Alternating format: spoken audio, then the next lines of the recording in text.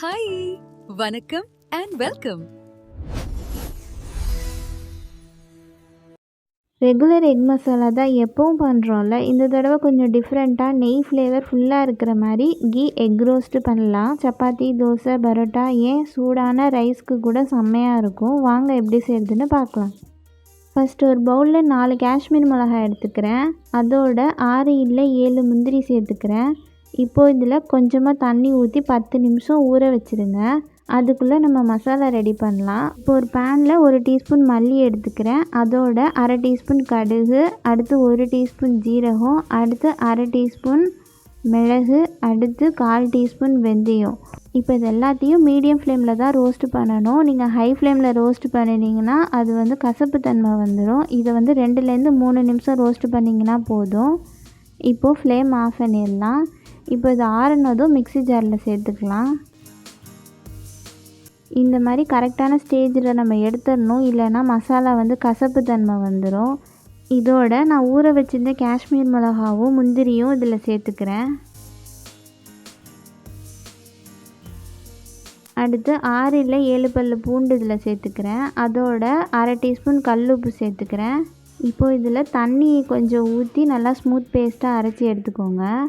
இது கொரகொரப்பாக இல்லாமல் நைஸாக அரைச்சா தான் டேஸ்ட்டு நல்லாயிருக்கும். இப்போ கிரேவி ரெடி பண்ணலாம். ஒரு பேனில் 1 ஃபுல் டீஸ்பூன் நெய் எடுத்துக்கிறேன். நெய் நல்லா சூடானதுக்கப்புறம் கொஞ்சமாக கருவேப்பிலை சேர்த்துக்கலாம்.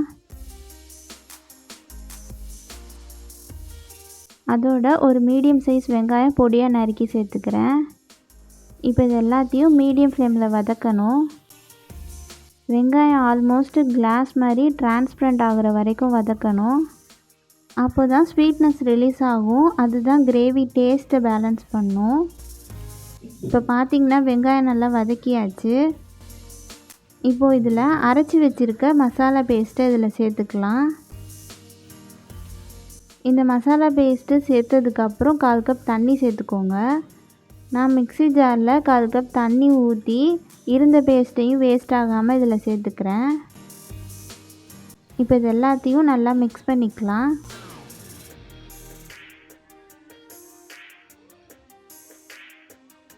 இது மிக்ஸ் பண்ண அந்த மசாலா நல்லா கொதிக்க ஆரம்பிக்கும்.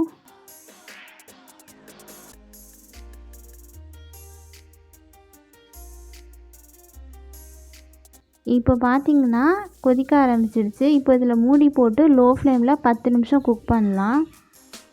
10 நிமிஷம் ஆச்சு, ஓப்பன் பண்ணலாம். பாருங்கள், ஆயில் நல்லா மேலே பிரிஞ்சு வந்திருக்கு. கலரும் ரெட் ஷேடாக வந்திருக்கு. அதே மாதிரி கிரேவி கன்சிஸ்டன்சியும் கரெக்டாக வந்துருச்சு. இப்போ இதை நல்லா ஒரு மிக்ஸ் கொடுத்துட்டு நான் ஆல்ரெடி 3 எக்கு பாயில் பண்ணதை நான் ஸ்லைஸ் பண்ணி வச்சுருக்கேன். அதை சேர்த்துக்கிறேன். இதில் நீங்கள் பாயில்டு எக்கு முழுசாகவும் சேர்க்கலாம், இல்லை 2ஆக கட் பண்ணியும் சேர்க்கலாம். உங்கள் விருப்பத்துக்கு ஏற்ற மாதிரி நீங்கள் சேர்த்துக்கோங்க. இப்போது எக்கு பிரேக் ஆகாமல் ஜென்டிலாக ஃப்ளிப் பண்ணி மிக்ஸ் பண்ணுங்கள். நல்லா மெதுவாக திருப்பி போடுங்க.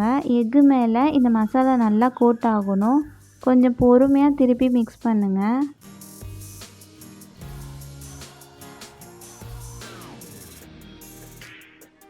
இப்போ பார்த்திங்கன்னா எக்கும் மசாலாவும் நல்லா சேர்ந்துருச்சு.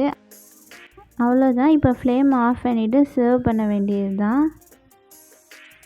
ரொம்பவே ரிச்சான, ரொம்ப சூப்பர் டேஸ்டான கீ எக் ரோஸ்ட்டு ரெடி ஆயிடுச்சு. உண்மையை சொல்லணுன்னா இந்த மாதிரி ரெசிபீஸ் தான் வீட்டில் அடிக்கடி பண்ண தோணும். நேரமும் ரொம்ப எடுக்காது, டேஸ்ட்டும் யாருக்கும் போர் அடிக்காது. ரெகுலர் எக் மசாலாவுக்கு பதிலாக இந்த மாதிரி கீ எக் ரோஸ்ட்டு ஒரு தடவை ட்ரை பண்ணி பாருங்கள். ரொம்பவே சூப்பராக இருக்கும். ட்ரை பண்ணி பார்த்துட்டு எப்படி இருந்துச்சுன்னு கமெண்ட் பண்ணுங்கள். இந்த வீடியோ பிடிச்சிருந்தா லைக் பண்ணுங்கள். இன்னும் இப்படி டேஸ்டி ரெசிபீஸ்க்கு சமையல் ஃபேக்ட்ரி சேனலை சப்ஸ்கிரைப் பண்ண மறக்காதீங்க.